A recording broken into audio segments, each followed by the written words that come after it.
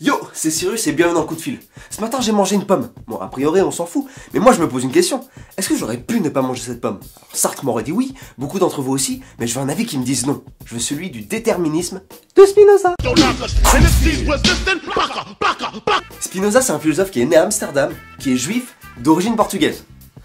Donc il a sûrement été conçu dans un club échangiste. C'est un gros têtu qui s'est fait exclure de la communauté juive à cause de son idéologie sur Dieu, qu'il a développé notamment dans L'Éthique, un livre qu'il a mis toute sa vie à écrire et qui est sorti après sa mort, quoi. Alors qu'il a mis toute sa vie à l'écrire. Dès le début du bouquin, il arrive et il pose ses cacahuètes en disant que Dieu et la nature, c'est la même chose. Donc en fait, tout ce qui est en Dieu, et c'est la seule substance de l'univers. Donc ça bafoue complètement ce qu'on pensait de Dieu à l'époque. Donc tout est de cette substance qu'il appelle Dieu, la nature. Du coup, cette substance, elle est la cause de tout.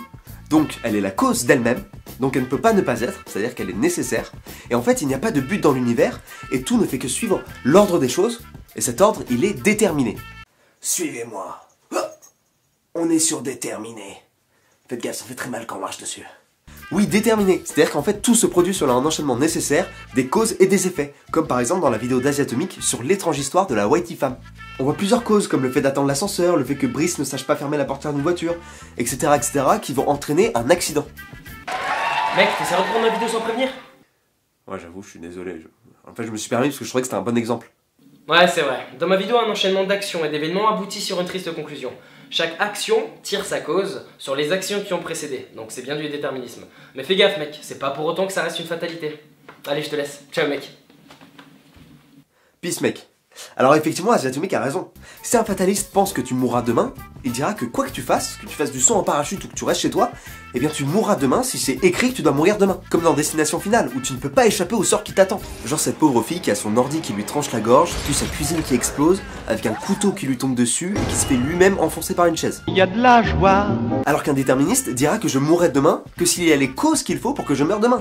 Mais je pourrais très bien ne pas mourir, ça dépend des causes. Du coup, j'aurais pas pu ne pas manger ma pomme. Parce que si je dis que j'aurais pu ne pas manger ma pomme, ça serait admettre la possibilité que ça n'arrive pas, alors qu'à ce moment-là, il y avait toutes les causes pour que ça arrive. Donc ça serait admettre de la contingence, c'est-à-dire l'inverse de la nécessité. Tout est donc l'issue d'un enchaînement de causes, même tes choix. En gros, Spinoza réfute le libre arbitre. Tu ne fais aucun choix, mec. Monsieur le juge, c'est un concours de circonstances qui m'a poussé à tirer sur la gâchette. C'est mon éducation, mes gènes, la situation, c'est des milliers de choses à prendre en compte. Je n'ai pas choisi, monsieur le juge. Je ne fais pas de choix. Je suis déterminé. D'accord, non coupable. Mais attention, il réfute notre libre arbitre, mais pas notre liberté. Parce qu'en fait, pour Spinoza, notre liberté, elle réside pas dans le fait de faire des choix. En gros, pour lui, la liberté, ça ne s'oppose pas à nécessité, mais à contrainte. Je suis libre si j'agis selon la nécessité qui vient de moi. C'est-à-dire si je suis mon conatus. Alors le conatus, c'est l'effort de persévérance dans son être. C'est genre par exemple la plante qui pousse, le cheval qui galope, l'homme qui pense ou qui désire. Genre t'as Schopenhauer qui l'appelait la volonté, Freud qui l'appelait la libido. Enfin bref, c'est un concept finalement qu'on connaît tous. En revanche, je suis contraint si j'agis selon une nécessité qui est extérieure à la mienne. Comme avec les passions et les affects. Par exemple, si je suis triste, ça va diminuer mon conatus. Du coup, notre liberté, ça va être de réduire ces nécessités extérieures, et donc de comprendre nos affects et nos passions pour moins les subir. En gros, pour schématiser, une pierre qui roule et qui tombe est libre.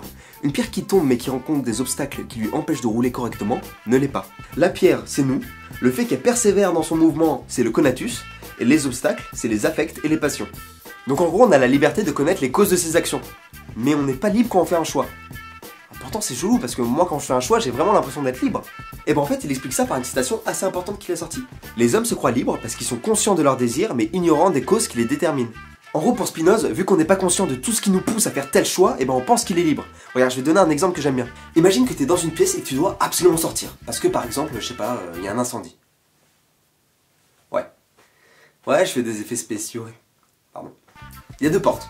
La porte A et la porte B. Donc soit je fuis en passant par la porte A, soit je fuis en passant par la porte B.